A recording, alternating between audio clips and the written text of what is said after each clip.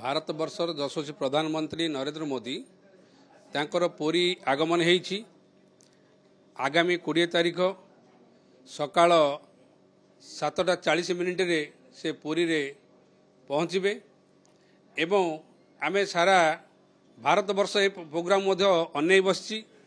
एवं से दिन मध्य भारतर विभिन्न जगार भोट ग्रहण होउतला बेले मोदी सारा भारतर मंगल कामना पाई ओडिशार मंगल कामना पाई ओडिशार सरकार गठन पाई से प्रभु जगन्नाथ निकट में प्रार्थना करने पुरी आसुचंती एवं सेथिपाई पुरी बीजेपी ओडिशा बीजेपी एवं अन्य राज्यर मध्य कार्यकर्ता मान एठी आसी लगी पड़ती। आमे मेडिकल छक ठारू श्रीमंदिर पर्यंत ए प्रोसेसन करिबो एवं एथिरे विभिन्न साहिजात संकीर्तन मेढ़ पाइक विभिन्न आखड़ा को लेकर एवं सेवायत संघ से आमर संपूर्ण भाव मोदी की पाछड़ी ने मंदिर नवापाइका से कार्यक्रम हो पेशारे जन डाक्तर है बेले मुझे रोगी चिकित्सा करे देखे जे औषधर एक्सपायर डेट केबे एवं औषध जो दिन एक्सपायर डेट थी ताकू से औषध को आम फोपाड़ी दो कारण रोगीर हितरे कामर लगे ना। ठीक से भली मोदी होती सारा विश्वर राजनीति चिकित्सा क्षेत्र जड़े विज्ञ चिकित्सक तेणु से जानी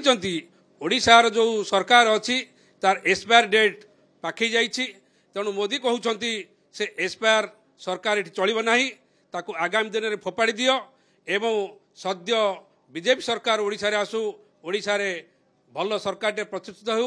भारत रे बीजेपी ओडिशा रे बीजेपी डबल इंजिन रे सारा भारत ओडिशा निश्चित भाव में अग्रगामी हम मुझे आशा करुच्ची। जो दिन प्रथमे प्रोग्राम आमे हस्तगत है जे मोदी पुरी आसुचंती ता परे परे सारा ओडिशा रे गली कंदी रे जनसाधारण मन रे भाई युवक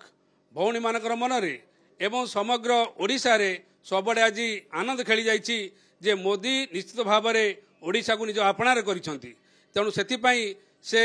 लक्षाधिक